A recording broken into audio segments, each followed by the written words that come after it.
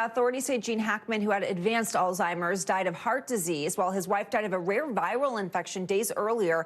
The timing of the death's eerie as new details shed light on how their final days played out, with the big question being, what did Hackman do all alone for 7 days?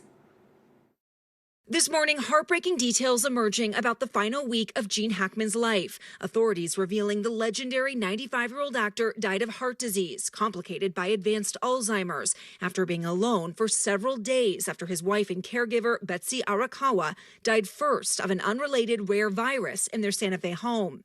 I can tell you that he was in an advanced state of Alzheimer's, and it's quite possible that he was not aware that she was deceased. The medical investigator on the case now saying an autopsy of Hackman's 65-year-old wife shows she died of hantavirus, a disease linked to rodents and found in rural areas of the Southwest, including New Mexico. The virus can cause respiratory failure in some cases. A person can die very quickly, within 24 to 48 hours, roughly speaking, without medical treatment. Officials now piecing together Arakawa and Hackman's final days. Investigators believe Arakawa died on or around February 11th, citing her final email communication that morning. Hackman's pacemaker indicates he died 7 days later on February 18th, though their bodies were not discovered for another 8 days on February 26th by a maintenance worker.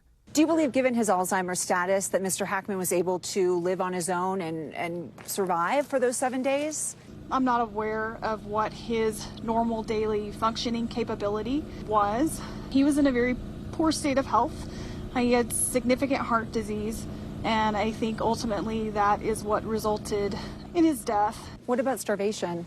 There was no food in his stomach, which means he had not eaten recently, but he had also no evidence of dehydration.